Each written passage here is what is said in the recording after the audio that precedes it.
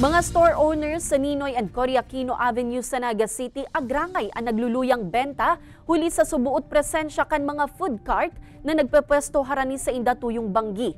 Ang nangihiling na interbensyon digdi kan mga otoridad, aramon ta sa report ni Jessica Calinog.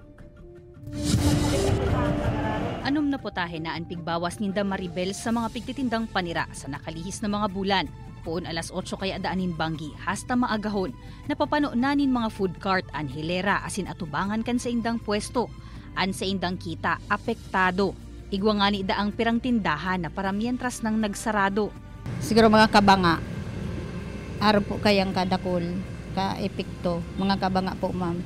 Maano-ano na lang dahil may grocery po ma'am. Kung mayo kaming grocery, talagang mayo man po talaga. Pigimbitara naman kan Naga City LGU asin Public Safety Office ang mga representative kan mga apektadong tindahan sa may kalabaan kan Ninoy and Cory Avenue. Siring man an sa nighttime vendors. Base duman sa pag-urulay, aminado man sa mga vendors na nasa tinampusinda and then mayo man talagang regulation and then yaon sa representative kang market sa kang treasurer's office nagsabi man na mayong plasadang pigigibuduman.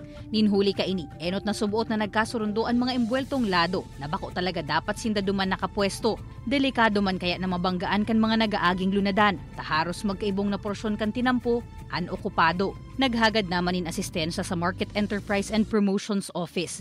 Nganing mahanapan in alternatibong mapupwestohan ang nighttime vendors. Si Sakoya pong recommendation i-regulate. Ang totoo, bawal po talaga sa tinampo ang paglulugaran ninda. Kaya sa maunyan na pag-iisipan, kung saan sinda pwede ilipat. Pag-isip ko si Colosseum, si compound kang Colosseum. Yuda, ini ang nahihiling ninda na pinakamadali na solusyon. Mantang di pa nire-regulate ang mga paratsenda. Sigun sa mga nagrereklamong store owner sa lugar, basta mairayo sa inda asin magbayad manin plazada, mayo nin problema.